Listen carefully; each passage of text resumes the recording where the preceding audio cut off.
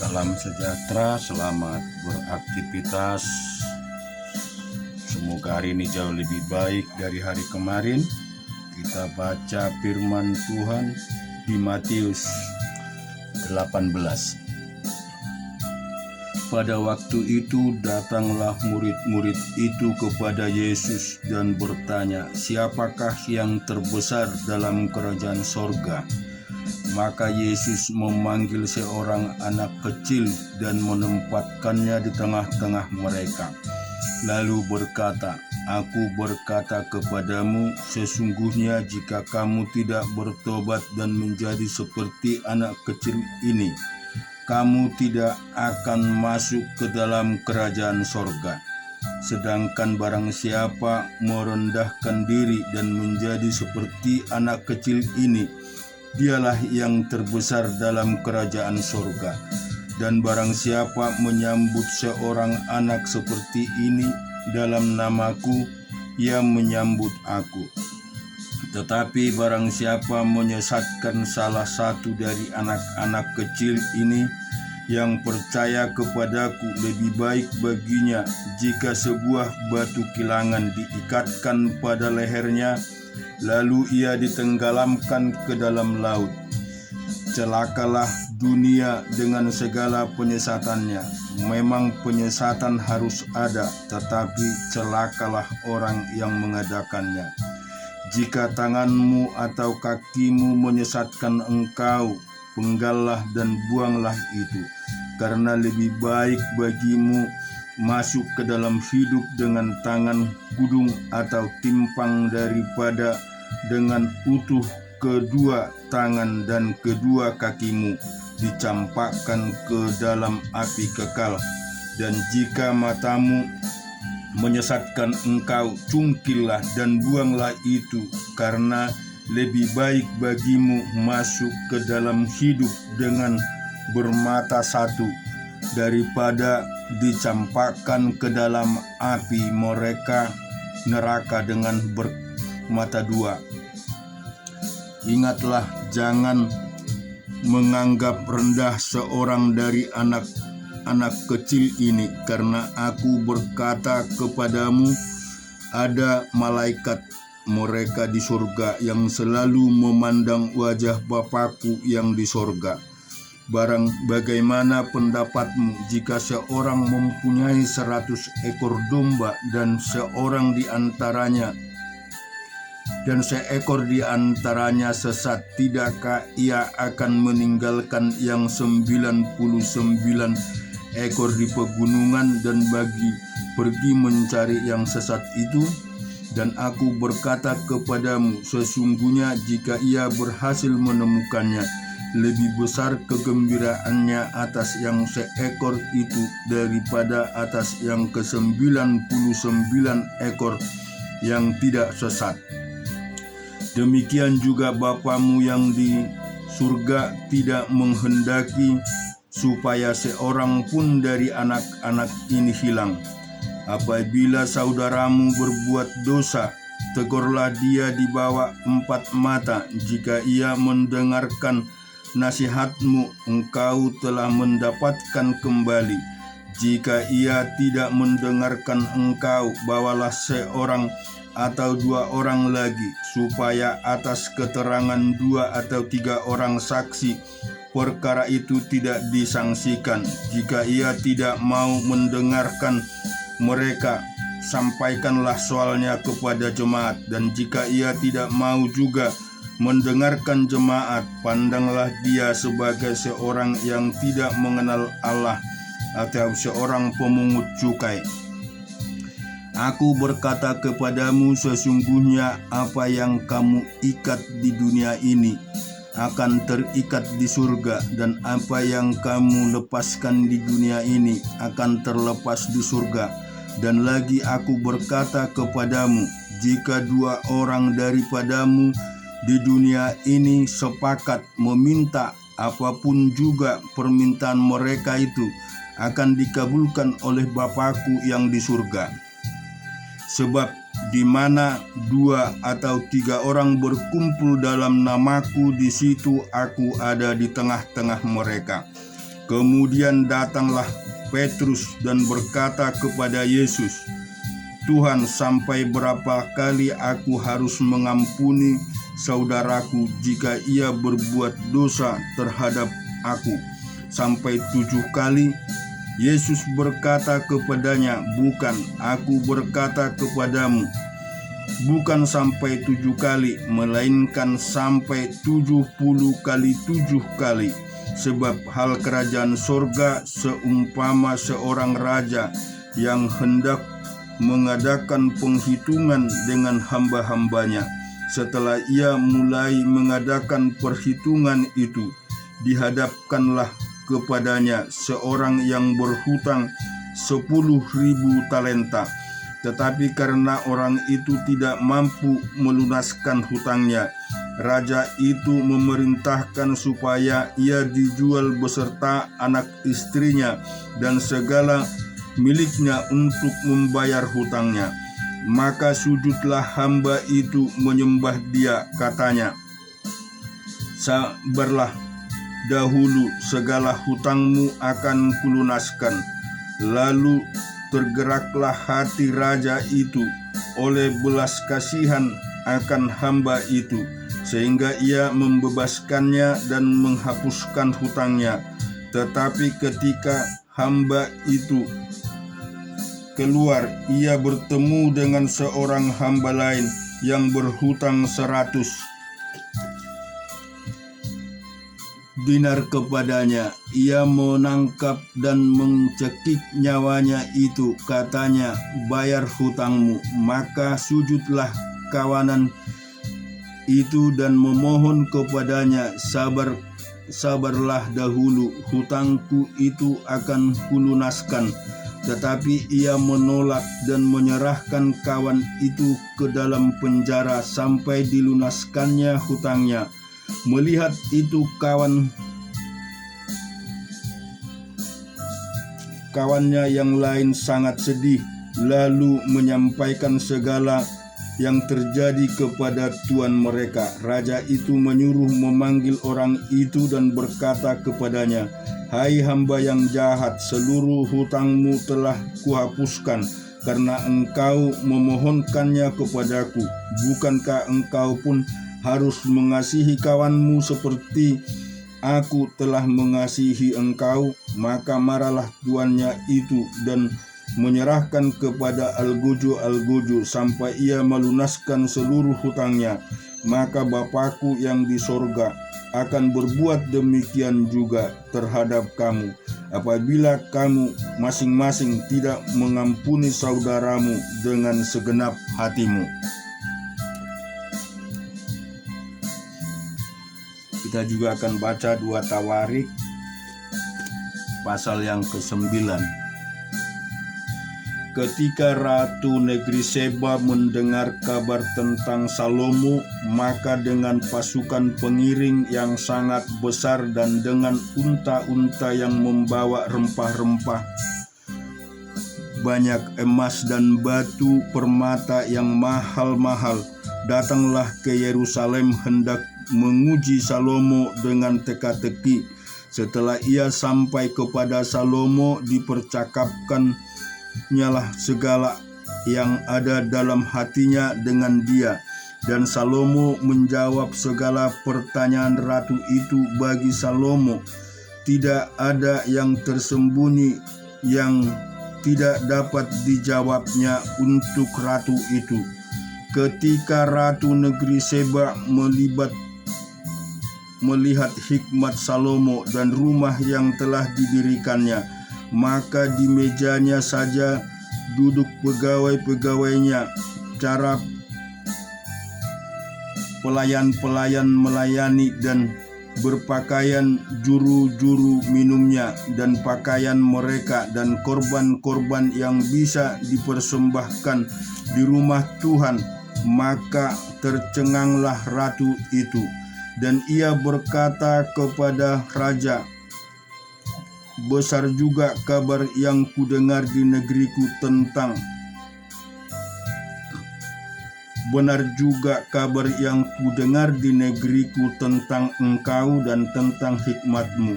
tetapi aku tidak percaya perkataan-perkataan mereka sampai aku datang dan melihatnya dengan mataku sendiri. Sungguh setengah dari hikmat-Mu yang besar itu belum diberitahukan kepadaku. Engkau melebihi kabar yang kudengar. Berbahagialah orang-orang-Mu dan berbahagialah para pegawai-Mu ini yang selalu melayani Engkau dengan menyaksikan hikmat-Mu. Terpujilah Tuhan Allah-Mu yang telah berkenan kepadamu sedemikian hingga Ia mendudukkan Engkau di atas tahtanya sebagai Raja untuk Tuhan Allah-Mu. Karena Allah-Mu mengasihi orang Israel, maka Ia menetapkan mereka untuk selama-lamanya dan menjadikan Engkau Raja atas mereka untuk melakukan keadilan dan kebenaran.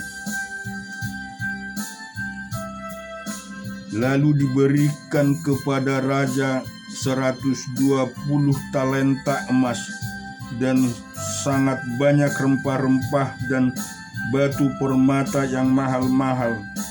Tidak pernah lagi ada rempah-rempah seperti yang diberikan Ratu Negeri Seba kepada Raja Salomo itu. Lagi pula hamba-hamba Huram dan hamba-hamba Salomo yang membawa emas dari Ofir, membawa juga kayu cendana dan batu permata yang mahal-mahal. Raja mengerjakan kayu cendana itu menjadi tangga-tangga untuk rumah Tuhan dan istana raja, dan juga menjadi kecapi dan gambus untuk para penyanyi. Hal seperti itu tidak pernah kelihatan sebelumnya di tanah Yehuda.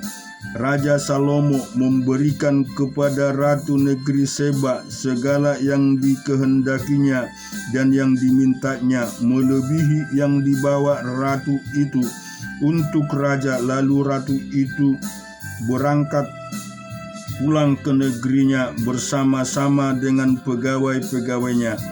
Adapun berat emas yang dibawa kepada Salomo dalam 1 tahun ialah seberat 666 talenta, belum terhitung yang dibawa oleh saudagar-saudagar dan pedagang-pedagang, juga semua raja Arab dan bupati-bupati di negeri itu membawa emas dan perak kepada Salomo. Raja Salomo membuat 200 perisai besar dari emas tempaan 600 siskal, 6 emas tempaan dipakainya untuk setiap perisai besar. Ia membuat juga 300 perisai kecil dari emas tempaan. 300 siskal emas dipakainya untuk setiap perisai kecil. Lalu raja menaruh semuanya itu di dalam gedung hutan Libanon. Juga raja membuat tahta besar dari gading yang disalutnya dengan emas murni. Tahta itu 6 tingkatnya dan tumpuan kakinya dari emas yang dipautkan dari tahtanya itu, dan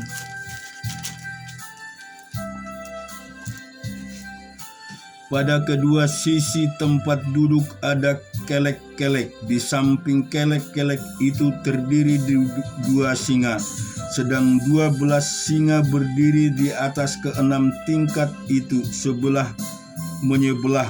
Belum pernah diperbuat yang demikian bagi sesuatu kerajaan.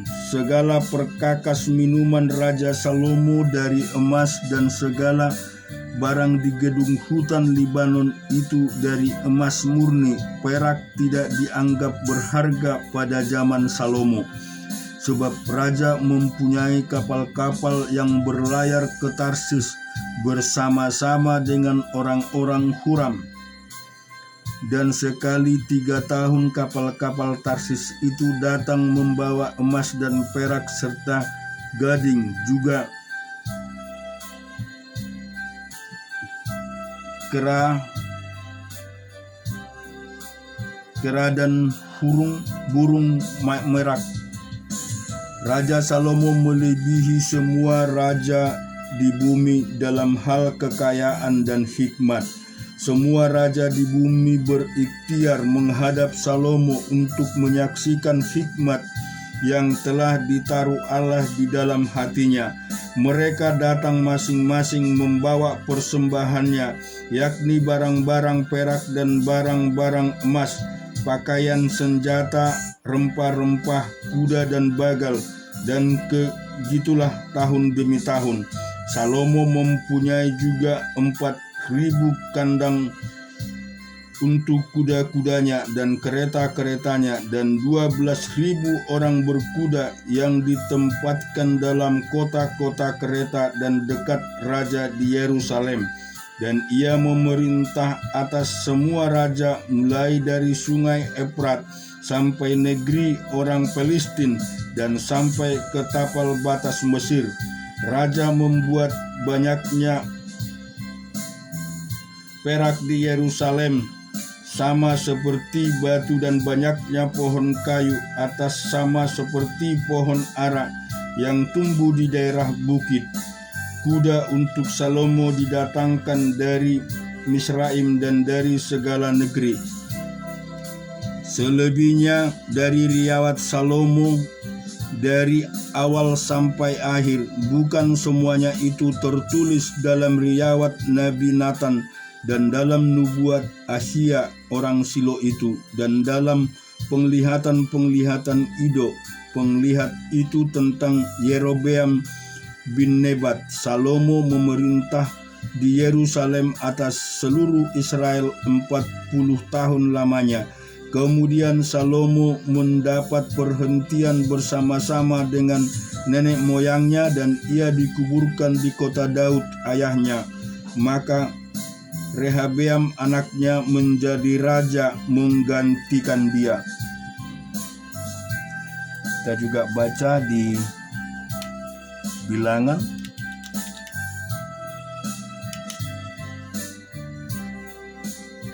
(22) ayat 1 sampai 20.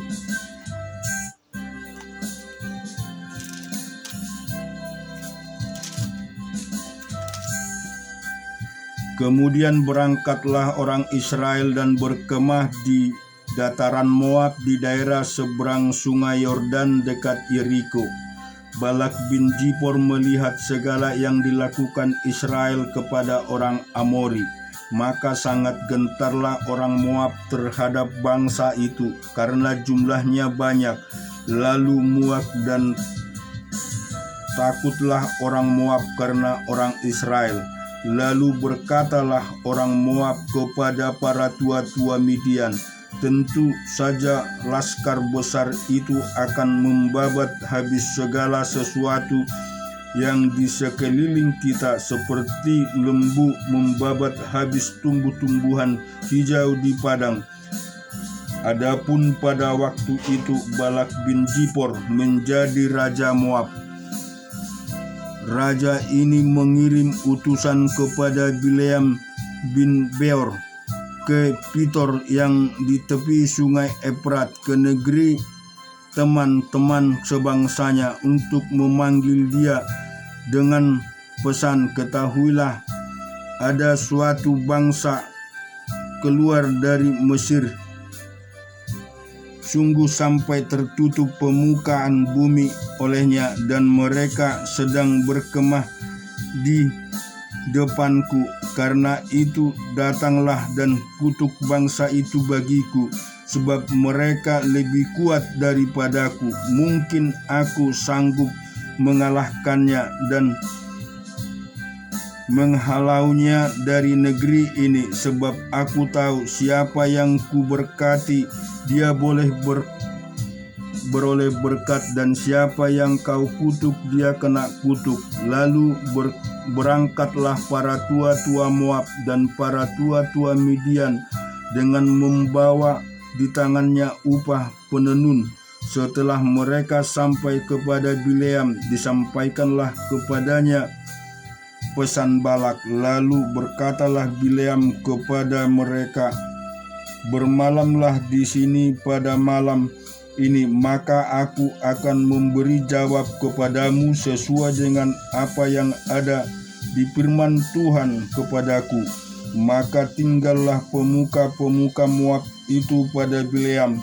Kemudian datanglah Allah kepada Bileam serta berfirman, "Siapakah orang-orang yang bersama-sama dengan engkau itu?"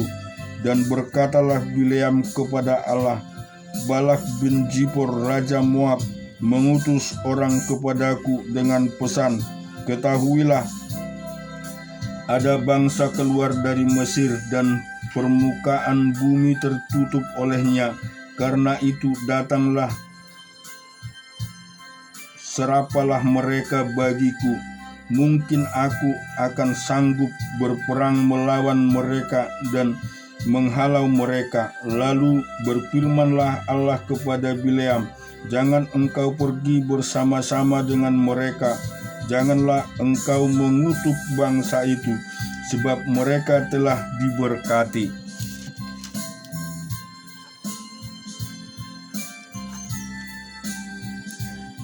Bangunlah Bileam pada waktu pagi, lalu berkata kepada pemuka-pemuka Balak, "Pulanglah ke negerimu, sebab Tuhan tidak mengizinkan aku pergi bersama-sama dengan kamu." Lalu berangkatlah pemuka Moab itu, dan setelah mereka sampai kepada Balak, berkatalah mereka, "Bileam menolak datang bersama-sama dengan kami." Tetapi Balak mengutus pula pemuka-pemuka lebih banyak dan lebih terhormat dari yang pertama. Setelah mereka sampai kepada Bileam, berkatalah mereka kepadanya, "Beginilah kata Balak bin Zipor, janganlah biarkan dirimu terhalang-halang untuk datang kepadaku, sebab aku akan memberi upahmu sangat banyak, dan apapun yang kau minta daripadaku, aku akan mengabulkannya. Datanglah dan serapalah bangsa itu bagiku." Tetapi Bileam menjawab kepada pegawai-pegawai Balak, "Sekalipun Balak memberikan kepadaku emas dan perak seistana penuh, aku tidak akan sanggup berbuat sesuatu yang kecil atau yang besar yang melanggar titah Tuhan Allahku. Oleh sebab itu, baiklah kamu pun tinggal di sini pada malam ini, supaya aku tahu apakah pula yang akan difirmankan Tuhan kepadaku." Datanglah Allah kepada Bileam pada waktu malam serta berfirman kepadanya, "Jikalau orang-orang itu memang sudah datang untuk memanggil engkau, bangunlah, pergilah bersama-sama dengan mereka. Tetapi hanya apa yang akan kufirmankan kepadamu harus kau lakukan." Kejadian 29 ayat 16 dan selanjutnya. Laban mempunyai 2 anak perempuan, yang lebih tua namanya Lea dan yang lebih muda namanya Rahel. Lalu tidak berseri matanya, tetapi Rahel itu elok sikapnya dan cantik parasnya. Yakub cinta kepada Rahel, sebab itu ia berkata, "Aku mau bekerja padamu 7 tahun lamanya untuk mendapat Rahel anakmu yang lebih muda itu." Sahut Laban, "Lebih baiklah ia kuberikan kepadamu daripada kepada orang lain, maka tinggallah padaku." Jadi bekerjalah Yakub 7 tahun lamanya untuk mendapat Rahel itu. Tetapi yang 7 tahun itu dianggap seperti beberapa hari saja karena cintanya kepada Rahel.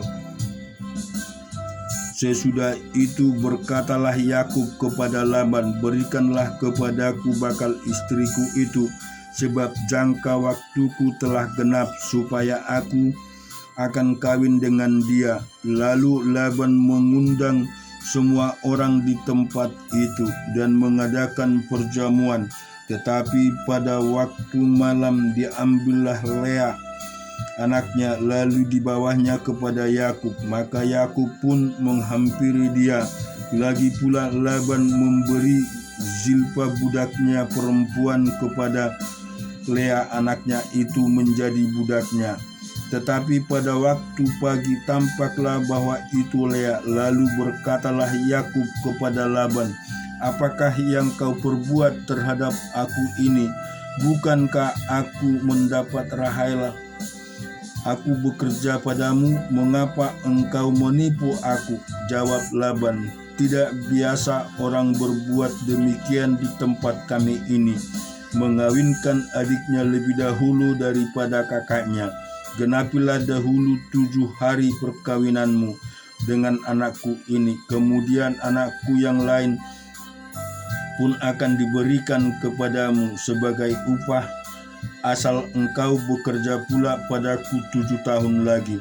Maka Yakub berbuat demikian. Ia menggenapi ke-7 hari perkawinan dengan Lea. Kemudian Laban memberikan kepadanya Rahel anaknya itu menjadi istrinya. Lagi pula Laban memberikan Bilha budaknya perempuan kepada Rahel anaknya itu menjadi budaknya. Yakub menghampiri Rahel juga, malah ia lebih cinta kepada Rahel daripada kepada Lea. Demikianlah ia bekerja pula pada Laban 7 tahun lagi. Ketika Tuhan melihat bahwa Lea tidak dicintai, dibukanyalah kandungannya, tetapi Rahel mandul. Lea mengandung lalu melahirkan seorang anak laki-laki dan dinamai Ruben, sebab katanya, "Sesungguhnya Tuhan telah memperhatikan kesengsaraanku. Sekarang tentukanlah aku akan dicintai oleh suamiku." Mengandung pula lah ia lalu melahirkan seorang anak laki-laki. Maka ia berkata, "Sesungguhnya Tuhan telah mendengar bahwa aku tidak dicintai." Lalu diberikannya pula namanya ialah kepadaku. Maka menamai anak itu Simeon. Mengandung pula lah ia lalu melahirkan seorang anak laki-laki. Maka ia berkata, "Sekali ini suamiku akan lebih erat kepadaku, karena aku telah melahirkan 3 anak laki-laki baginya." Itulah sebabnya ia menamai anak itu Lewi. Mengandung pula lah ia lalu melahirkan seorang anak laki-laki. Maka ia berkata, "Sekali ini aku akan bersyukur kepada Tuhan." Itulah sebabnya ia menamai anak itu Yehuda. Sesudah itu ia tidak melahirkan lagi. Tuhan memberkati kita semua.